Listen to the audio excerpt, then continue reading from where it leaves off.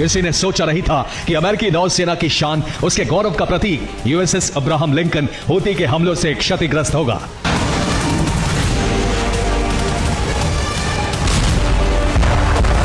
Houthi ने America पर जो प्रहार किया उसने पूरी दुनिया को हिला कर रख दिया है, क्योंकि दशकों बाद अमेरिकी जंगी बेड़े पर इतना बड़ा हमला हुआ है। बीते 24 घंटे में हूती ने अमेरिका पर 2 बड़े हमले किए। हूती ने पहला हमला अरब सागर में मौजूद अमेरिका के यूएसएस अब्राहम लिंकन पर किया। जिस वक्त जहाज पर हमला हुआ तब यह ओमान के पास मौजूद था। हूती ने इस पर बैलिस्टिक मिसाइलें दागी। वहीं हूती ने दूसरा बड़ा हमला रेड सी में मौजूद बाबल मंदेब स्ट्रेट के पास किया। यहां अमेरिका के 2 डिस्ट्रॉयर यूएसएस स्टॉकडेल और यूएसएस स्प्रुअन्स मौजूद थे। रिपोर्ट्स के मुताबिक हूती ने यहां 8 ड्रोन, 8 बैलिस्टिक मिसाइलें और 3 क्रूज मिसाइल से हमला किया। हूती का ऑपरेशन करीब 8 घंटे तक चला।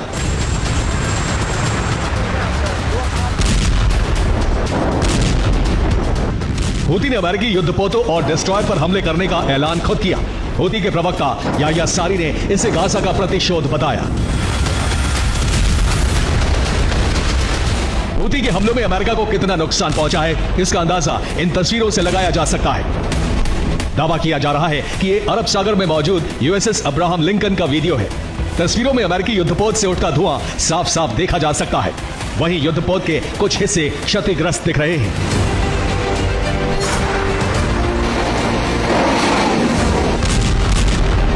ये वीडियो लाल सागर का बताया जा रहा है। दावा है कि बाबल मंदेब स्ट्रेट में मौजूद अमेरिका के 2 डिस्ट्रॉयर पर क्रूज मिसाइल हमले किए गए। वीडियो में मिसाइलें अमेरिकी डिस्ट्रॉयर से टकराती नजर आ रही हैं। हालांकि अमेरिका के दावे हूती से अलग हैं। अमेरिका ने यह जरूर माना है कि हूती ने हमला किया, लेकिन उसका दावा है कि हूती के सभी हमले नाकाम कर दिए गए। पेंटागन ने अपनी रिपोर्ट में कहा, हूती ने अमेरिकी युद्धपोतों पर बड़ा हमला किया था, लेकिन हमने उसके सभी वार नाकाम कर दिए। हमने हूती की मिसाइल और ड्रोन तबाह कर दिए।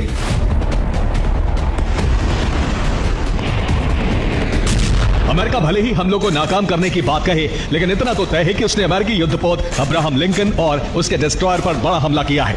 ऐसे में सवाल है कि उसके पास अमेरिकी नेवी को चुनौती देने की ताकत कहां से आई। इसका सीधा सा जवाब है रूस और उसके राष्ट्रपति व्लादिमीर पुतिन।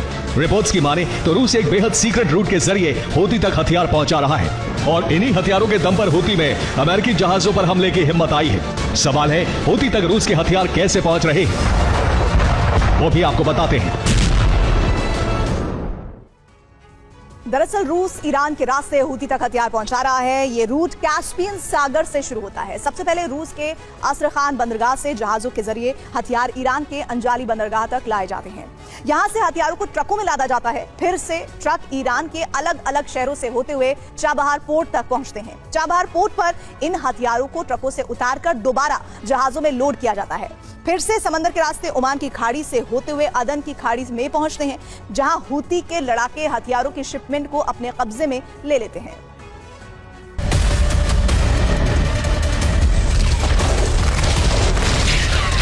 रूसी हथियारों के दम पर सिर्फ हूती ही अमेरिका को चुनौती नहीं दे रहा, बल्कि सीरिया में मौजूद ईरानी प्रॉक्सी भी अमेरिका को ललकार रहे हैं।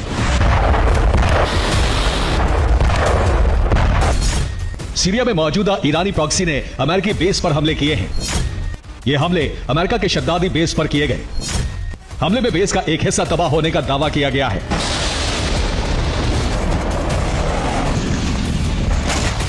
माना जा रहा है कि रूस ने सीरिया में मौजूद अपने हथियार बेस ईरानी प्रॉक्सी के लिए खोल दिए हैं। अब वो रूसी मिसाइल और रॉकेट से अमेरिकी सेना पर हमले कर रहे हैं।